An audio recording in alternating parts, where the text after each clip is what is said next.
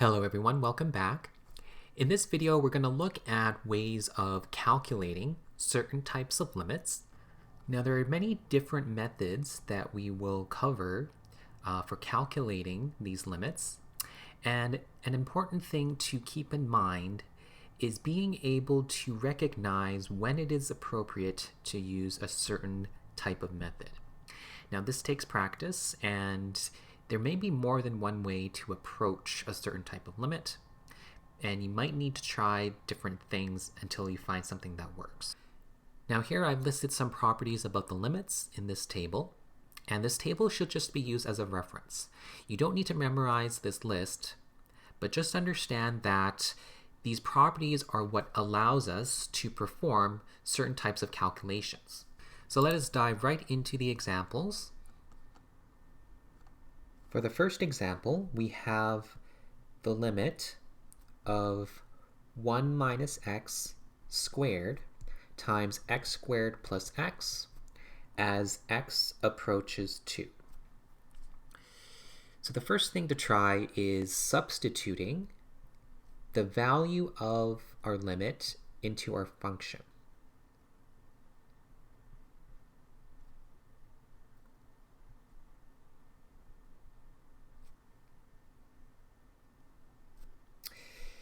So if we substitute 2 for x, we obtain 1 minus 2 squared times 2 squared plus 2. And this will give us negative 1 squared times 4 plus 2, which is 1 times 6, which equals 6. And so this tells us that the limit is equal to 6. In the next example, we have the limit of x squared minus 6x plus 5 divided by x minus 5 as x approaches 5. The first thing we'll try is substituting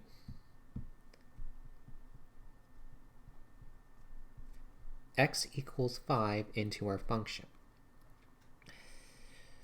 So if we try substituting, we get 5 squared minus 6 times 5 plus 5 all over 5 minus 5. So that's 25 minus 30 plus 5 divided by 0. 25 minus 30 is negative 5, and negative 5 plus 5 gives us 0. So we end up with 0 over 0. Now if the limit goes to 0 over 0, then this is what is called an indeterminate form.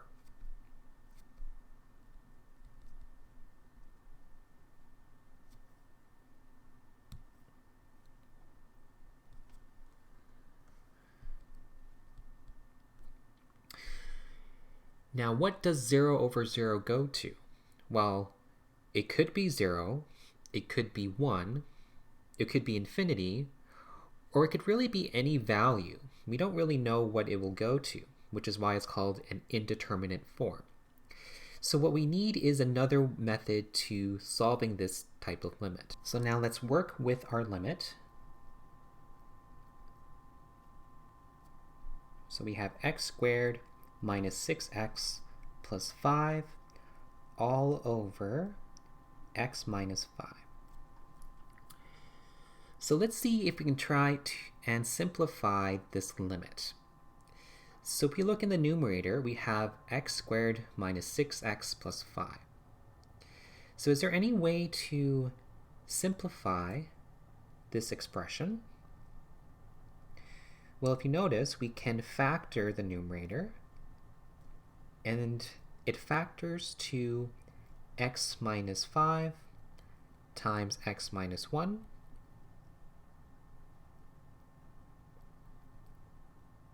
And that's divided by x minus 5. So now notice we have a common factor of x minus 5 in both the numerator and denominator. So now what we can do is cancel these factors,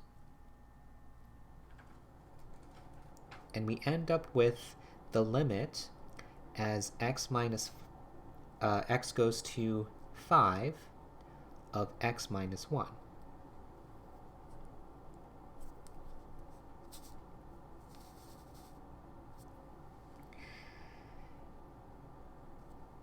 And now we can try and substitute x equals to 5 into the limit.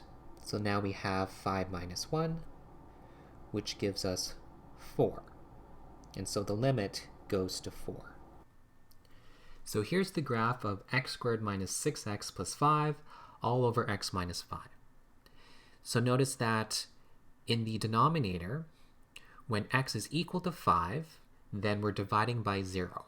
And so this function is undefined when x equals 5. Now we're looking for the two-sided limit as x approaches 5 for this function. So again, we're not concerned about what happens when x equals 5. What we want to know is what the value of the function tries to approach if we let x get very, very close to 5. So from both the left and from the right. So if we were to trace along the curve from the left of 5, we see that the function will get closer and closer to the value of 4. Similarly, if we approach from the right, we see that the value of the function also tries to approach a value of 4. And so the two-sided limit as x approaches 5 is equal to 4. So let's have a look at the third example.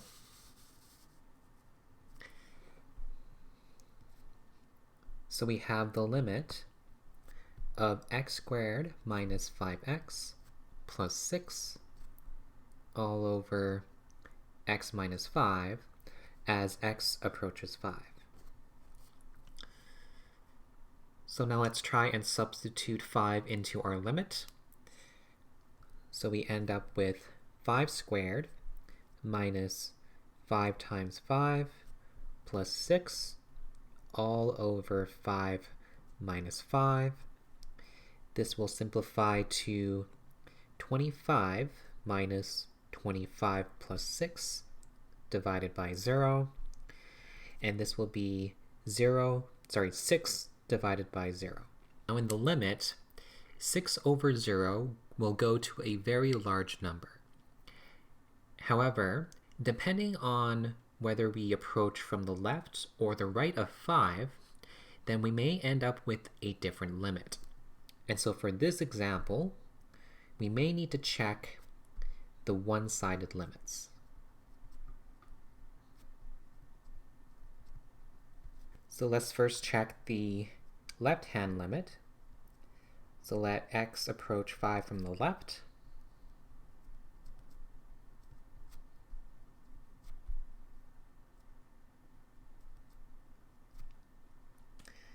So if we substitute 5 from the left in the limit, we get 5 minus squared minus 5 times 5 minus plus 6 divided by 5 minus 5. So in the numerator, we get 25 minus 25 plus 6 divided by 0. And now what we need to determine is whether the denominator is a tiny positive or a tiny negative number. Since we're letting x approach 5 from the left, then x will be slightly smaller than 5. So we can think of x as being 4.9 repeating. And so if we take x and subtract 5, then this will give us a value that's close to 0, but it will be a negative number. So 4.9 repeating minus 5 will be a tiny negative number. So in the denominator, we have 0 minus. So we end up with 6 divided by 0 minus, and 6 divided by a small negative number will go to negative infinity. So let's also calculate the right-hand limit. So now let's let x approach 5 from the right.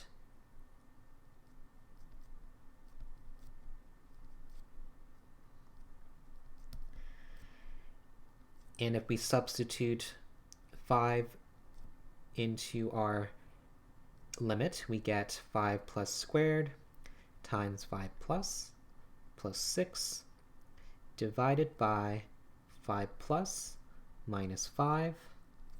So 25 minus 25 plus 6 all over 0. And again, we need to determine whether we have a small positive or a small negative number. So here, x is approaching 5 from the right, so it will be slightly larger than 5. For example, x could be something like 5.00001, and x minus 5 is going to be a tiny positive number.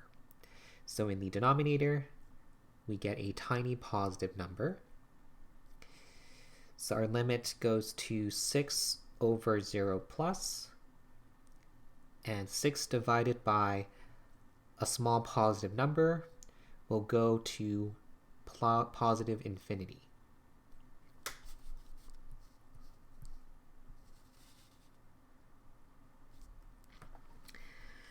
So the left-hand limit goes to negative infinity, and the right-hand limit goes to positive infinity.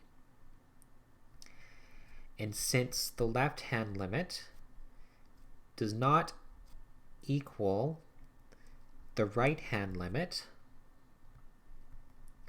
then this tells us that the two-sided limit does not exist.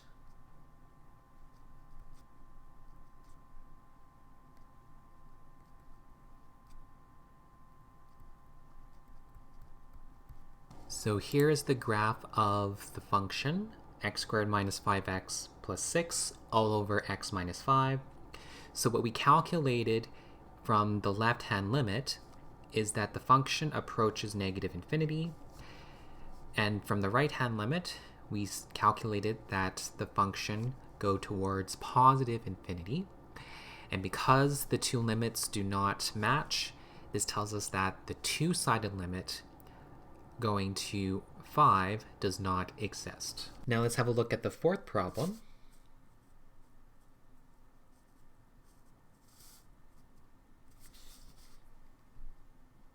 We have the limit of negative 5 plus h squared minus 25 all over h as h approaches 0.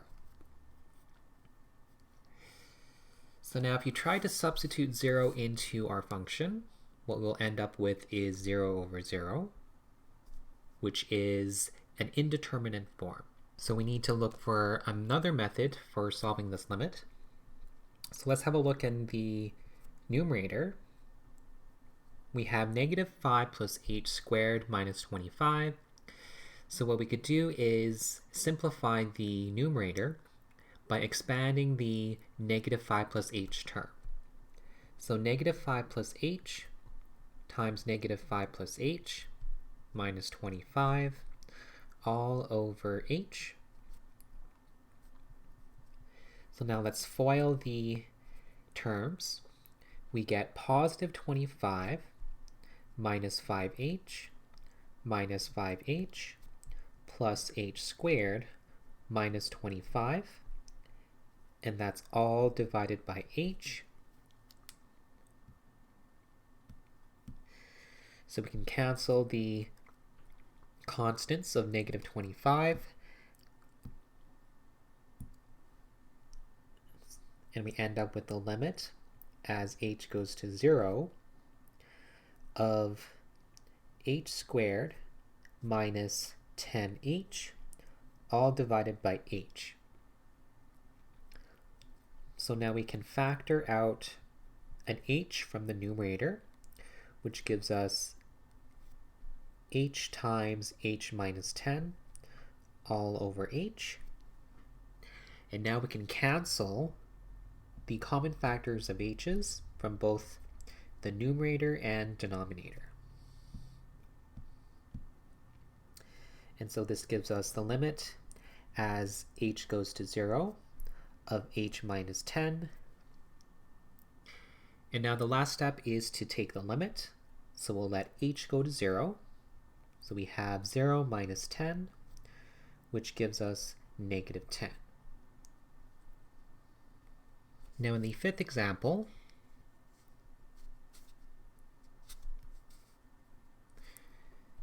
we have the limit as h goes to 0 of the square root of 9 plus h minus 3 divided by h.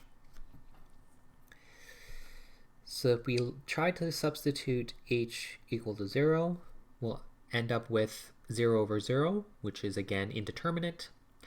So we need to look for another method for solving this limit. So if we look at the numerator, we have the square root of 9 plus h minus 3. And so what we could do is look at rationalizing the numerator.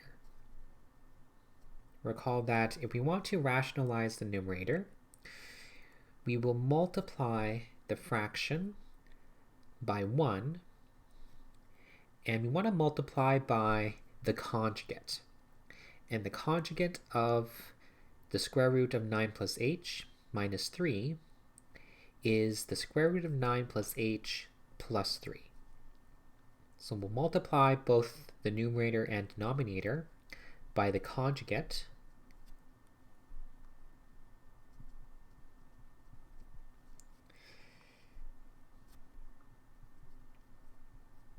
And now we'll simplify by FOILing out the numerator.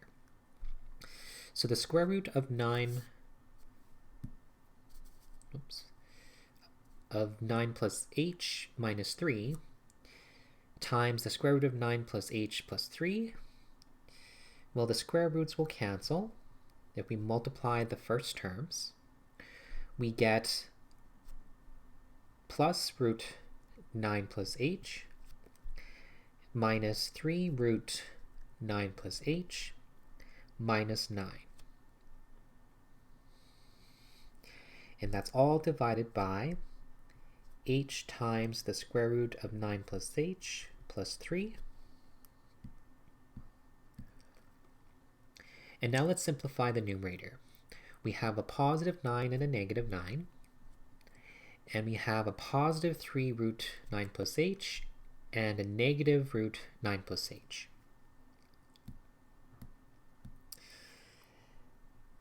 And so in the numerator, we're left with an h all over h times the square root of 9 plus h plus 3. And now we can simplify further. There is a common factor of h in both the numerator and denominator. So we have the limit as h goes to 0 of 1 over root of 9 plus h plus 3. And in the last step, we'll take the limit. So we'll let h go to 0. So that is 1 over the square root of 9 plus 0 plus 3. So that's 1 over the square root of 9, which is 3, plus 3. And this will simplify to 1 over 6. Now in the sixth example,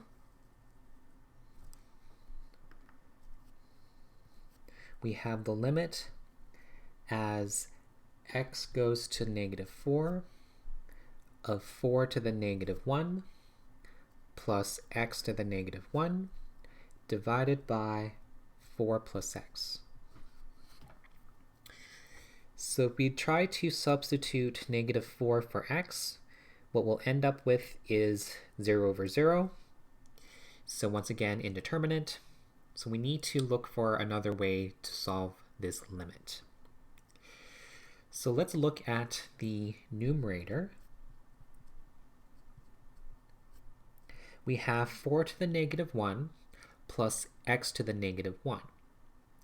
So we can write this as a positive exponent by taking the reciprocal.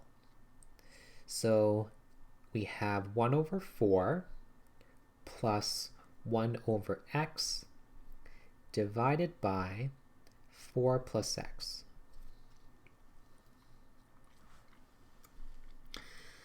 So now let's simplify the numerator. What we have is two fractions, and we can combine these two fractions by making a common denominator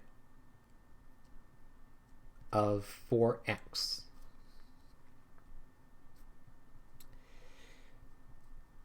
So we're going to multiply the fraction 1 over 4 by x over x, and this will give us x over 4x.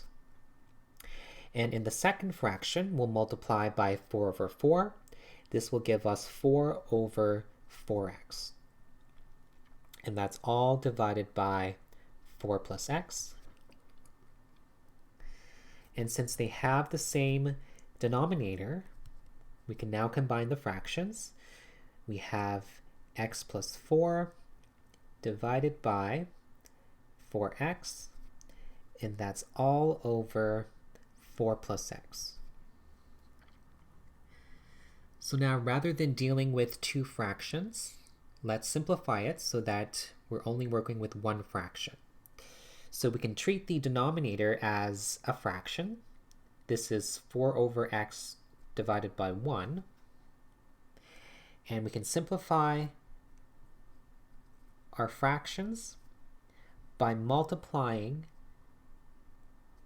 the numerator by the reciprocal of the denominator.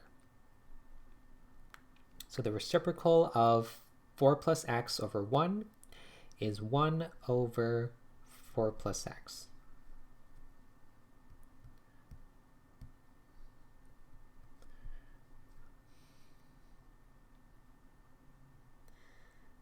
Oops.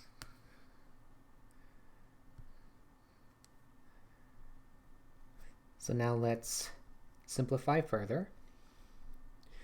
We have x plus 4 times 1 divided by 4x times 4 plus x. So notice that the x plus 4 and the 4 plus x can be reduced to 1 over 1.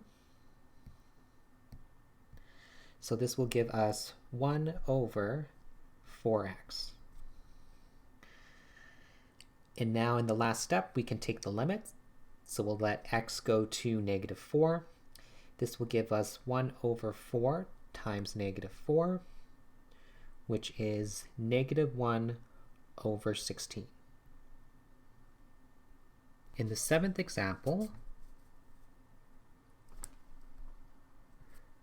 we have the limit of x squared minus 4 over the absolute value of x plus 2 as x approaches 5. So the first thing we'll try is substituting 5 for x. So we have 5 squared minus 4 all over the absolute value of 5 plus 2. So this gives us 25 minus 4 divided by the absolute value of 7. So 21 divided by the absolute value of 7, which is 7. And this is equal to 3. Now in the last example, we have the limit of x squared minus 4 over the absolute value of x plus 2 as x approaches negative 2. So now this time, if we try substituting negative 2 into the function, we will end up with 0 over 0. So we'll have to try using a different method for solving this limit. Now, since we're dealing with the absolute value of x plus 2, we may need to first rewrite this function as a piecewise defined function. Now recall that the absolute value function can be written as a piecewise defined function, so it's equal to x if x is greater than or equal to 0, and it's equal to negative x if x is less than 0. So now if we want to rewrite the absolute value of x plus 2, then we can replace every x that we see in the absolute value of x function by x plus 2. So this can be written as x plus 2 when x plus 2 is greater than or equal to 0, and it's equal to the negative of x plus 2 when x plus 2 is less than 0. So now we can rewrite the domain of this function so that it's easier to read. If we move the 2 to the right-hand side of the inequalities, we end up with x is being greater than or equal to negative 2.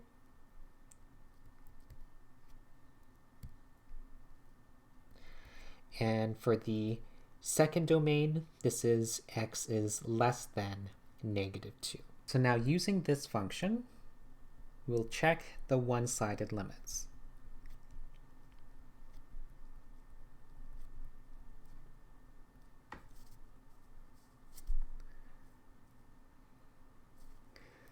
So let us approach negative 2 from the left as well as from the right. So the limit as x approaches negative 2 from the left of x squared minus 4 over the absolute value of x plus 2. So if we're approaching negative 2 from the left, then we can think of x as being a value that is slightly smaller than negative 2. So for example, negative 2.00001. So now what we want to do is replace the denominator by one of the two functions.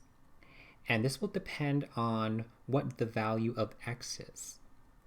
So if we're approaching negative 2 from the left, then x will be smaller than negative 2. And so the absolute value of x plus 2 will be equal to negative x plus 2 since x is smaller than negative 2. So what we get is the limit as x goes to negative 2 from the left of x squared minus 4 over negative x plus 2.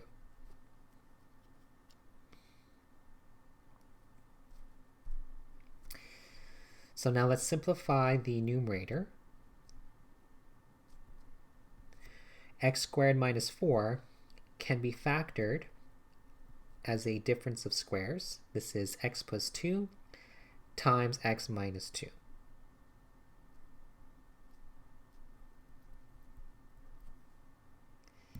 So now we can simplify by canceling the common factor of x plus 2 in both the numerator and denominator.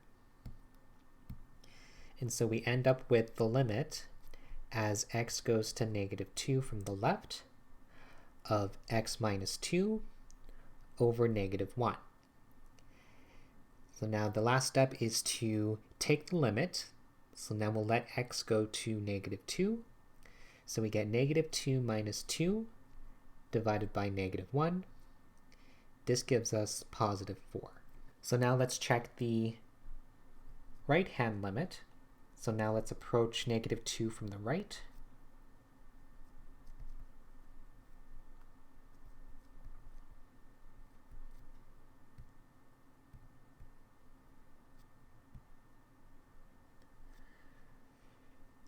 So if we're approaching negative 2 from the right, then x will be slightly larger than negative 2.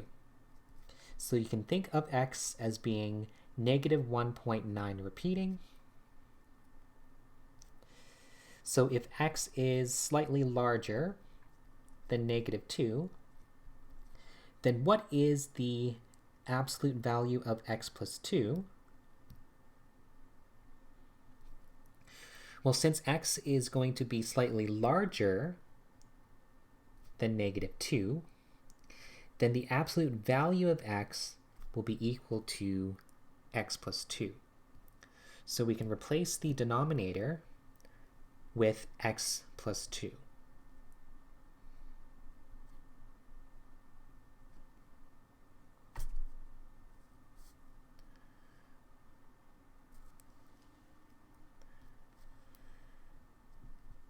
So now we'll simplify the numerator.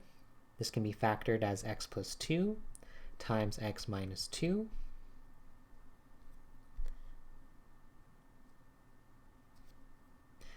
all over x plus 2. Then we can cancel the factors of x plus 2. And we end up with the limit, as x goes to negative 2 from the right, of x minus 2. And the last step is to take the limit, so we'll let x go to negative 2. We get negative 2 minus 2, which is negative 4. So the left-hand limit goes to positive 4, and the right-hand limit goes to negative 4.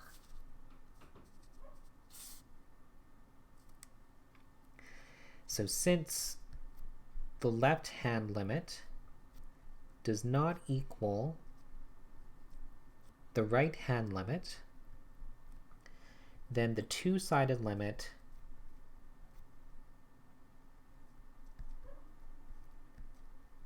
does not exist.